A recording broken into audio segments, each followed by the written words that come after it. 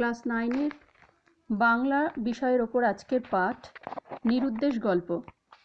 নিরুদ্দেশ গল্পের লেখক প্রেমেন্দ্র মিত্র। গল্পটি পাঠ করার আগে আমরা গল্পটি সম্পর্কে সংক্ষেপে কিছু বিষয় নিয়ে আলোচনা করব। গল্পটি দেখো, এই নিরুদ্দেশ গল্পের দুটো অংশেই আছে নিরুদ্দেশের দুটি কাহিনী। প্রথমটি কমিক আর দ্বিতীয়টি হচ্ছে ট্র্যাজিক। কমিক মানে কিছুটা হাস্যরসাত্মক, আর ট্র্যাজিক হচ্ছে কিছুটা দুঃখাত্মক বা দুঃখ বেদনাময় কেন বলছে সেটা আমরা গল্পটি পড়ে জানতে পারবো। প্রথম কাহিনীটি কথকের। কথক মানে যিনি গল্পটি আমাদের কাছে পরিবেশন করছেন। দ্বিতীয়টি কথকের বন্ধু সোমেশের। তাহলে এখানে আমরা একটা চরিত্রের নাম পেলাম, সোমেশ। প্রথমটিতে আছে মা বাবার আদরে উচ্ছন্নে যাওয়া একটি ছেলের বাড়ি ছেড়ে চলে যাওয়া ও পরবর্তীকালে বাড়িতে ফিরে আসার একটি হাস্যকর কাহিনী। আর দ্বিতীয়টিতে শোভন নামে এক উদাসীন ছেলের খেয়ালবশত গৃহত্যাগ, বাবা মায়ের দেওয়া করুণ বিজ্ঞাপন, অবশেষে ফিরে এলে তাকে না চিনতে পারার এক অশ্রু সজল ট্র্যাজিক কাহিনীর পরিচয়। এবার আমরা দেখব যে গল্পটির কাহিনী আবর্তিত হয়েছে নিরুদ্দেশকে কেন্দ্র করেই। সংবাদপত্রে দেওয়া বিজ্ঞাপন নিরুদ্দেশ কেন্দ্রিক। প্রথমে কাহিনীটি হাসির উদ্রেক ঘটালেও দ্বিতীয় কাহিনীটি খুবই বেদনাদায়ক হয়েছে।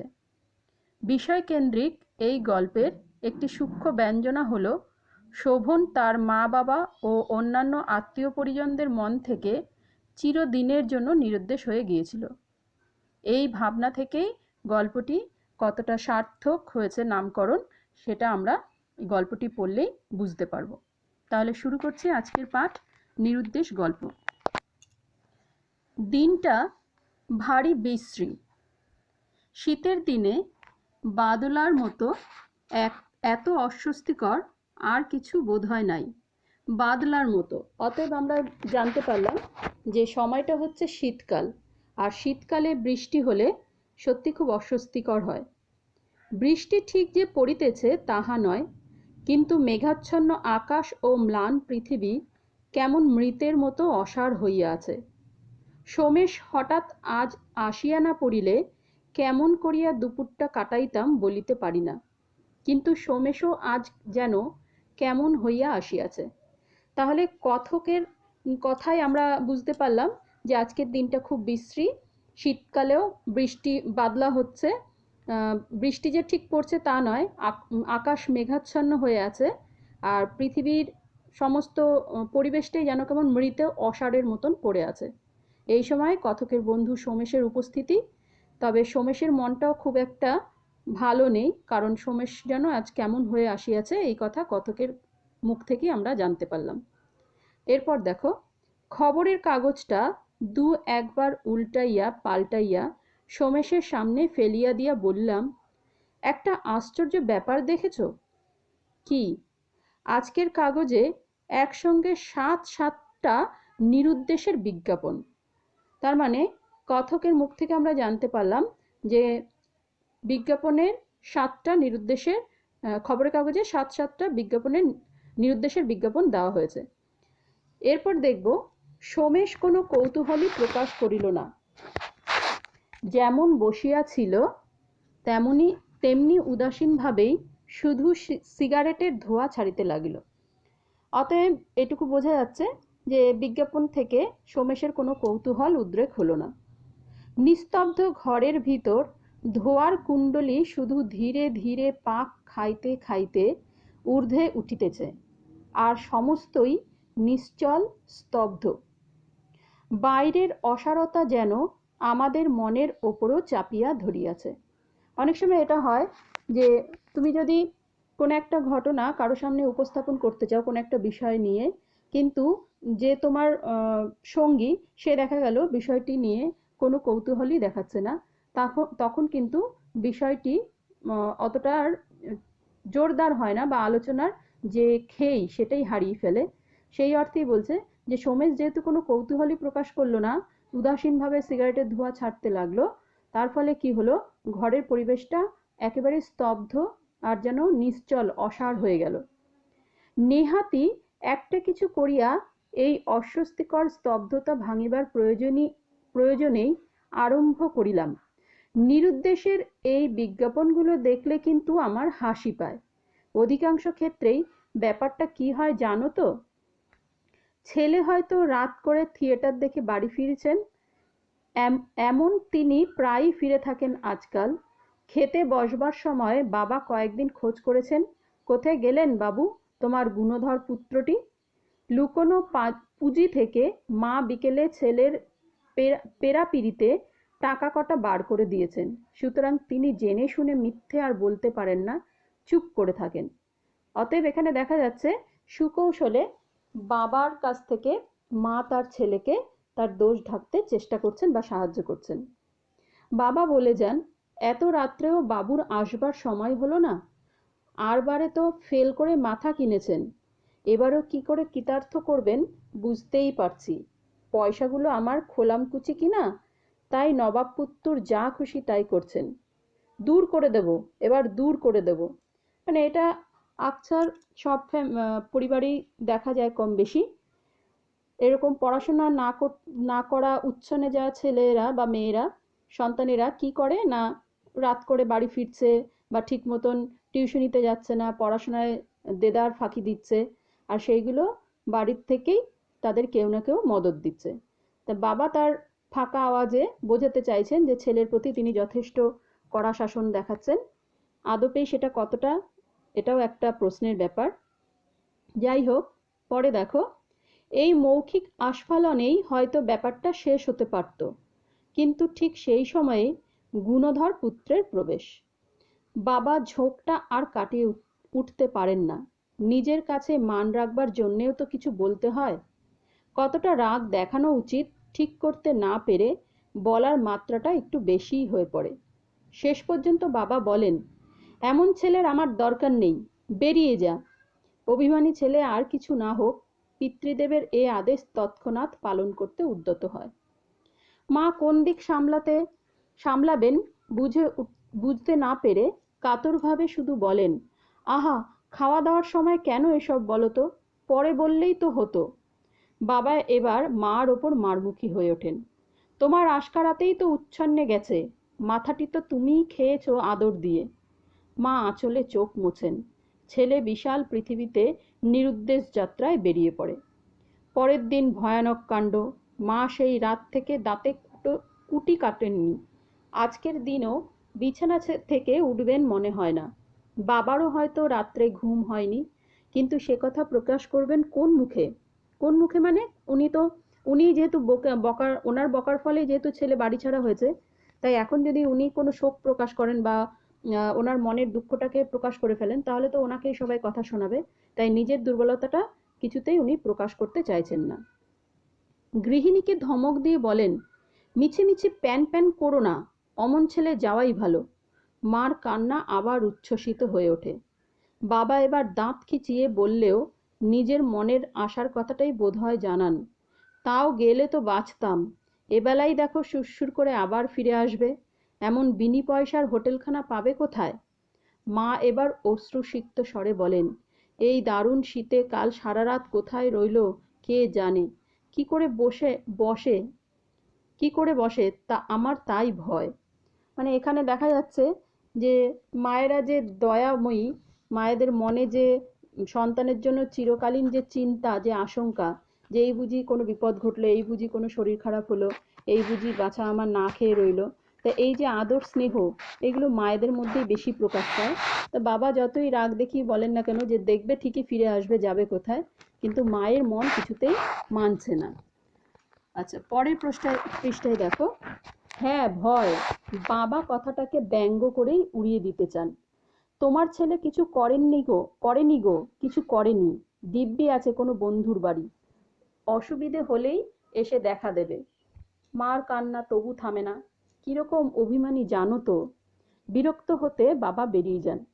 সন্ধ্যাবেলা অফিস থেকে ফিরে এসে দেখেন অবস্থা গুরুতর, ছেলে ফেরেননি। মা শয্যা থেকে আর উঠবেন না বলেই পণ করেছেন। না আর থাকতে দিলে না, এ অশান্তির চেয়ে বনবাস ভালো বলে বাবা বেরিয়ে পড়েন এবং ওঠেন গিয়ে একেবারে খবরের কাগজের অফিসে। খবরের কাগজের অফিসের ব্যাপারটা বড় জটিল। কোন দিকে কি করতে হয় কিছুই বোঝা যায় না। খানিক এদিক ওদিক বিমূঢ়ভাবে ঘুরে একদিকের একটা অফিস ঘরে ঢুকে পড়ে নিরীহ চেহারার এক ভদ্রলোককে বেছে নিয়ে সাহস করে জিজ্ঞাসা করেন, আপনাদের কাগজে এই এই একটা খবর বার করতে চাই। নিরীহ চেহারার লোকটি হঠাৎ মুখ তুলে ব্যঙ্গের স্বরে বলেন, খবর? কেন, আমাদের খবরগুলো পছন্দ হচ্ছে না? আমরা কি এতদিন রামযাত্রা বার করছি?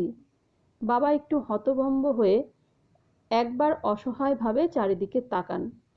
পাশের যে ভদ্রলোকটির মুখ দেখে অত্যন্ত রূঢ় প্রকৃতির মনে হয়েছিল, তিনিই সহানুভূতির স্বরে বলেন, আহা, কি করছো? ভদ্রলোক কি বলতে চান শোনোই না। বসুন আপনি। বাবা একটা চেয়ারে একটু অপ্রস্তুতভাবে বসবার পর তিনি বলেন, কি খবর বলছিলেন?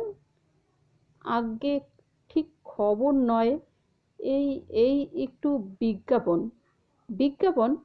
কিসের বিজ্ঞাপন? কতটা স্পেস দরকার? কপি এনেছেন? বাবা আরও বিমূঢ়ভাবে বলেন, আজ্ঞে, ঠিক বিজ্ঞাপন নয়, এই আমার ছেলে বাড়ি থেকে চলে গিয়েছে। তাকে আর কথা শেষ করতে হয় না, টেবিলের অপর দিক থেকে ভদ্রলোক বলেন, ও বুঝেছি, নিরুদ্দেশ। কি দেবেন? চেহারার বর্ণনা না ফিরে আসবার অনুরোধ? চেহারার বর্ণনা না ফিরে আসবার অনুরোধ? বাবা যেন এতক্ষণে কুল পেয়ে বলেন, আগে হ্যাঁ, ফিরে আসবার অনুরোধ। ওর মা বড় কাঁদাকাটি করছে। বুঝেছি বুঝেছি, রাগারাগি করে গিয়েছে বুঝি? ভদ্রলোক একটা কাগজের প্যাড বার করে বাবার দিকে এগিয়ে দিয়ে বলেন, নিন, লিখে দিন। লিখে? বাবার মুখের বিপদগ্রস্ত ভাব অত্যন্ত স্পষ্ট। ভদ্রলোক দয়াপরবশ হয়ে বলেন, আচ্ছা, আমরা লিখে দেবক্ষণ, আপনি শুধু নাম টামগুলো দিয়ে যান। পরিচয় ইত্যাদি দিয়ে যাবার সময় বাবা অনুরোধ করেন, একটু ভালো করে লিখে দেবেন, ওর মা কাল থেকে জল গ্রহণ করেনি। সে বলতে হবে না, এমন লিখে দেব যে পড়ে আপনার ছেলে কেঁদে ভাসিয়ে দেবে। আপনি নিশ্চিন্ত থাকুন। আশ্বস্ত হয়ে বাবা ঘরে ফেরেন, কিন্তু অশ্রুসজল বিজ্ঞাপন বার হবার আগেই দেখেন ছেলে ঘরে এসে হাজির। অনুতপ্ত হয়ে সে এসেছে মনে করো না, সে বাড়িতে থাকতে আসেনি, শুধু একবার চলে যাবার আগে তার গোটা কত বই নিয়ে যেতে এসেছে। এবার মার ক্রুদ্ধ স্বর শোনা যায়, তা যাবি বই কি, আমি অমনি কুলাঙ্গার তুই তো হয়েছিস, কোনো ছেলে যেন আর বকুনি খায় না, তুই একেবারে পীর হয়েছিস। কাল সারা রাত দু চোখের পাতা এক করেননি, তা জানিস? ভেবে ভেবে চেহারাটা আজ কি হয়েছে দেখে আয়। উনি তেজ করে চলে যাবেন। বাবা এবার ভেতরে ঢুকে মৃদুস্বরে বলেন, আহ, আর বকাবকি কেন? মা ধমক দিয়ে বলেন, তুমি থামো, অত আদর ভালো নয়। একটু বকুনি খেয়েছেন বলে বাড়ি ছেড়ে চলে যাবে, এত বড় আস্পর্ধা? অধিকাংশ নিরুদ্দেশের বিজ্ঞাপনের ইতিহাসই এই। সোমেশের সিগারেটটা তখন শেষ হইয়াছে। এতক্ষণ ধরিয়া আমার কথা সে মোটেই শুনিয়াছে বলিয়া মনে হয় না। একবার একটু নড়িয়া বসিতেও তাহাকে দেখা যায় নাই। একটু বিরক্ত স্বরেই বলিলাম, কি হয়েছে তোমার বলো তো? মিছিমিছি আমি একলা বকে মরছি। সে কথার কোনো উত্তর না দিয়া সোমেশ হঠাৎ ছড়ানো পা গুটাইয়া লইয়া সোজা হইয়া বসিয়া সিগারেটের অবশিষ্টটুকু ফেলিয়া দিল। তারপর বলিল, তুমি জানো না, এই বিজ্ঞাপনের পেছনে অনেক সত্যকার ট্র্যাজেডি থাকে। তা থাকে যে, আমি অস্বীকার করছি না, কখনো কখনো সত্যিই যে যায় সে আর ফেরে না। সোমেশ একটু হাসিয়া বলিল, না তা বলছি না, ফিরে আসারই ভয়ানক একটা ট্র্যাজেডির কথা আমি জানি। আমি উৎসুকভাবে তাহার দিকে চাহিয়া বলিলাম, তার মানে? শোনো বলছি। বাহিরে এতক্ষণে বৃষ্টি আবার আরম্ভ হইয়াছে। কাচের শার্সির ভিতর দিয়া বাহিরের রাস্তাঘাট ঝাপসা অবাস্তব দেখাইতেছে। মনে হইতেছে আমরা যেন সমস্ত পৃথিবী হইতে বিচ্ছিন্ন হইয়া গিয়াছি। এবার সোমেশ তার ঘটনাটি বর্ণনা করবে, তার জানা একটা ট্র্যাজিক ঘটনা, আমরা সেটা জানবো। পুরনো খবরের কাগজের ফাইল যদি উল্টে দেখো, তাহলে দেখতে পাবে বহু বছর আগে এখনকার একটি প্রধান সংবাদপত্রের পাতায় দিনের পর দিন একটি বিজ্ঞাপন বেরিয়েছে। সে বিজ্ঞাপন নয়, সম্পূর্ণ একটি ইতিহাস। দিনের পর দিন ধারাবাহিকভাবে পড়ে গেলে সম্পূর্ণ একটি কাহিনী যেন জানা যায়। মনে হয় ছাপার লেখায় সত্যি যেন কান পাতলে কাতর আর্তনাদ শোনা যাবে। সে বিজ্ঞাপন অবশ্য নিরুদ্দেশের। প্রথমে দেখা যায় মায়ের কাতর অনুরোধ ছেলের প্রতি ফিরে আসবার জন্য। অস্পষ্ট আড়ষ্ট ভাষা, কিন্তু তার ভিতর দিয়ে কি ব্যাকুলতা যে প্রকাশ পেয়েছে তা না পড়লে বোঝা যায় না। ধীরে ধীরে মায়ের কাতর অনুরোধ হতাশ দীর্ঘশ্বাসের মতো খবরের কাগজের পাতায় যেন মিলিয়ে যেতেও দেখা গেল। তারপর শোনা গেল পিতার গম্ভীর স্বর, একটু যেন কম্পিত, তবু ধীর ও শান্ত। শোভন, ফিরে এসো, তোমার মা শয্যাগত। তোমার কি এতটুকু কর্তব্যবোধও নেই? বিজ্ঞাপন তারপরেও কিন্তু থামল না। পিতার স্বর ভারী হয়ে আসছে যেন, মনে হয় যেন গলাটা ধরা। শোভন, এখন না এলে তোমার মাকে আর দেখতে পাবে না। কিন্তু শোভনের হৃদয় এতে বুঝি গলল না। দেখা গেল বিজ্ঞাপন সমানভাবে চলেছে, শুধু পিতার নিজেকে সামলাবার আর ক্ষমতা নাই। এবার তার স্বরে কাতরতা, শুধু কাতরতা নয়, একান্ত দুর্বলতা। শোভন, জানো না আমাদের কেমন করে দিন যাচ্ছে? এসো, আর আমাদের দুঃখ দিও না। বিজ্ঞাপন ক্রমশ হতাশ হাহাকার হয়ে উঠল। তারপর একেবারে গেল বদলে। আর শোভনকে উদ্দেশ্য করে কিছু লেখা নাই, সাধারণ একটি বিজ্ঞপ্তি মাত্র। এই ধরনের, এই চেহারার, এই বয়সের একটি ছেলে। আজ 1 বৎসর তার কোনো সন্ধান নেই। সন্ধান দিতে পারলে পুরস্কার পাওয়া যাবে। পুরস্কারের পরিমাণ ক্রমশই বাড়তে লাগলো খবরের কাগজের পাতায়। দোহারা ছিপছিপে একটি বছর 16-17 ছেলে, পরিচয় চিহ্ন ঘাড়ের দিকে ডান কানের কাছে একটি বড় জরুল। জীবিত না মৃত এইটুকু যদি কেউ সন্ধান দিতে পারে তাহলেও পুরস্কার পাওয়া যাবে। সোমেশ চুপ করিল খানিকক্ষণের জন্য। জলের ছাটে সার্সির কাচ একেবারে ঝাপসা হইয়া গিয়াছে। ঘরের ভিতর ঠান্ডায় মনে হইতেছে একটা কম্বল টম্বল জড়াইতে পারিলে ভালো হয়। বলিলাম, এ তো গেল বিজ্ঞাপনের উপাখ্যান, আসল ব্যাপারের কিছু জানো নাকি? জানি। শোভনকে আমি জানতাম। সে যে কোনো ভয়ঙ্কর অভিমানের বশে বাড়ি ছেড়ে এসেছিল তা মনে করো না। বাড়ি ছাড়াটাই তার কাছে একান্ত সহজ। ছুতোটা যা হোক কিছু হলেই হলো। পৃথিবীতে 2-1টা লোক আসে জন্ম থেকেই একেবারে নির্লিপ্ত মন নিয়ে। তারা ঠিক কঠিন হৃদয় নয়, বরং বলা যেতে পারে তাদের মন তৈলাক্ত। পিচ্ছিল বলে তারা কোথাও ধরা পড়ে না, কিছুই তাদের মনে দাগ দিতে পারে না। শুনলে আশ্চর্য হবে, খবরের কাগজের বিজ্ঞাপনের সংবাদ জানলেও সেগুলো সে অনুসরণই করেনি। কোনোদিন চোখে পড়েছিল হয়তো, তারপর অনায়াসে সেগুলো গেছিল ভুলে। বাড়ির বাইরে যে সমস্ত দুঃখ অসুবিধায় অন্য কেউ হলে হয়রান হয়ে পড়ত, তার ভেতরেই সে পেয়েছে মুক্তির স্বাদ।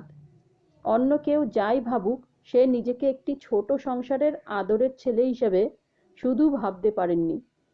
কিন্তু বিজ্ঞাপন যেদিন হঠাৎ বন্ধ হয়ে গেল, সেদিন কেন বলা যায় না, তার উদাসী মনও বিচলিত হয়ে উঠল। বিজ্ঞাপন বন্ধ হয়েছিল একটু অসাধারণভাবে। ক্লান্তভাবে চলতে চলতে একদিন হঠাৎ তা থেমে যায়নি। হঠাৎ যেন একটা ভয়ঙ্কর দুর্ঘটনায় সংবাদপত্রের পাতা স্তব্ধ হয়ে গেল।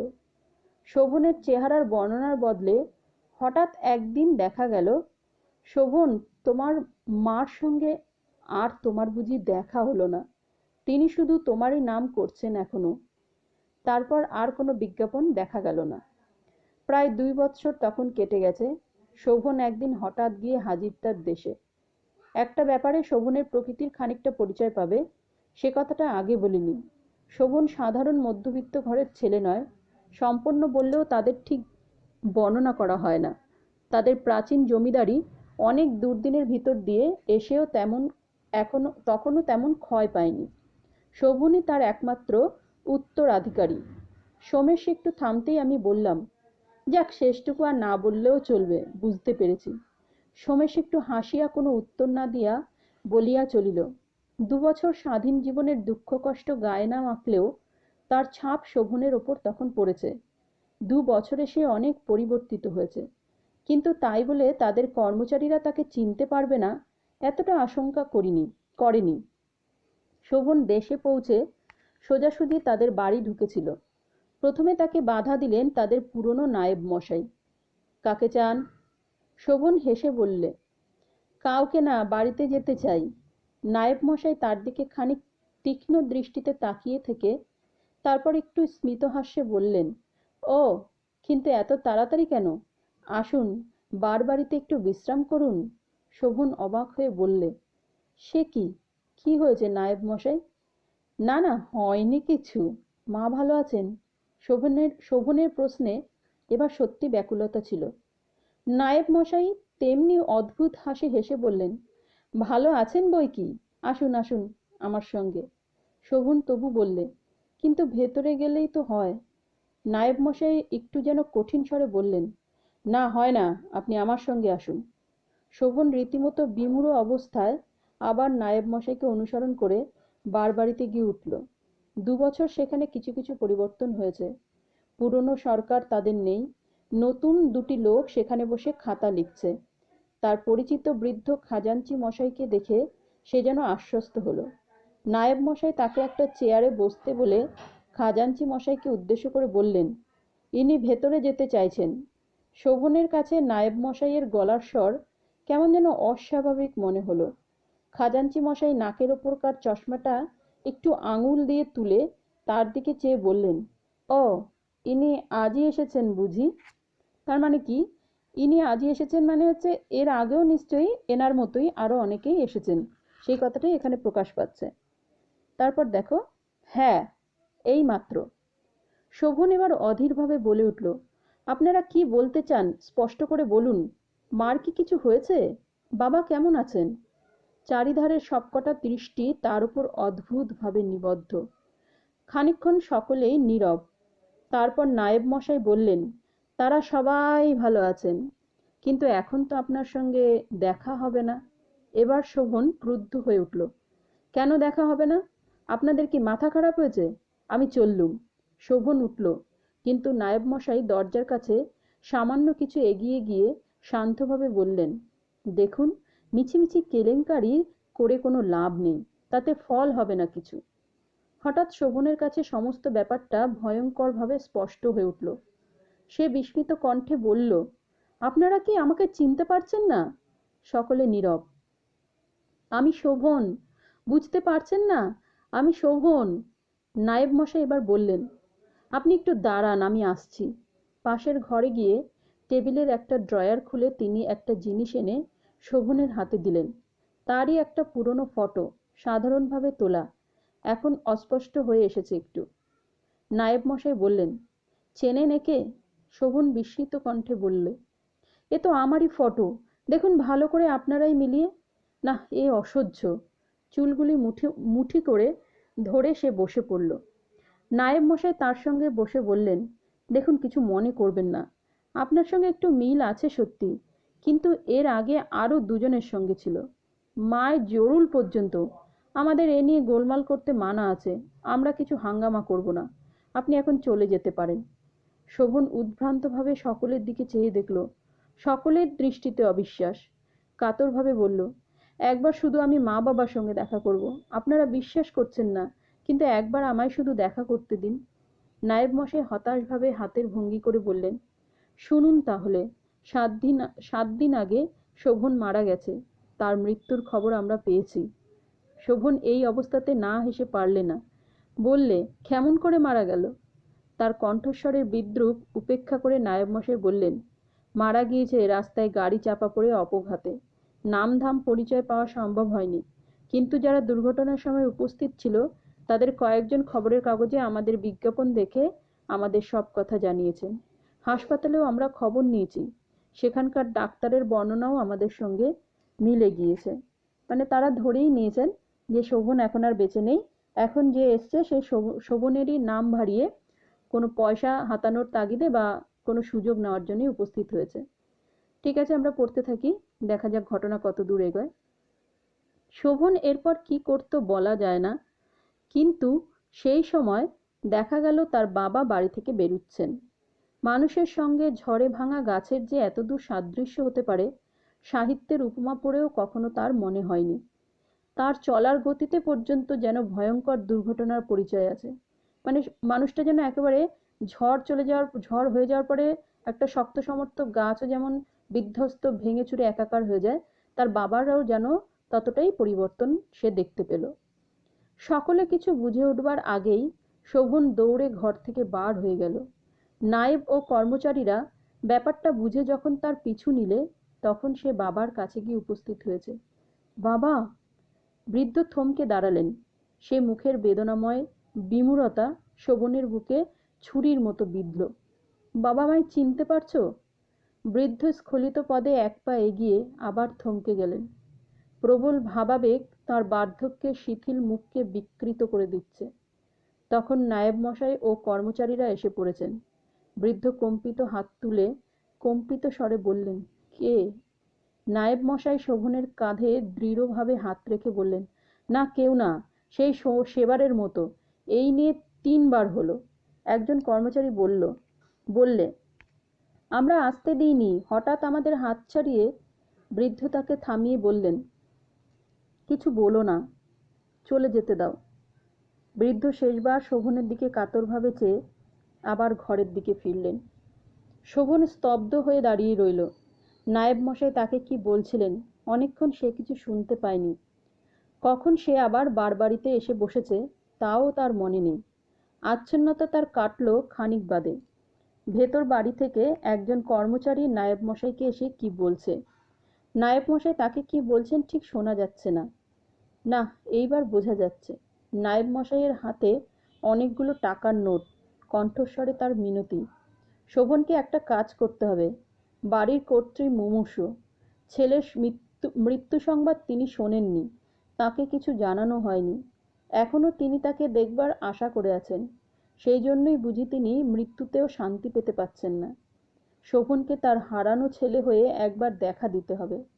মুমূর্ষুর নিষ্প্রভ দৃষ্টিতে কোনো কিছু ধরা পড়বে না। হারানো ছেলের সঙ্গে তার সত্যি সাদৃশ্য আছে।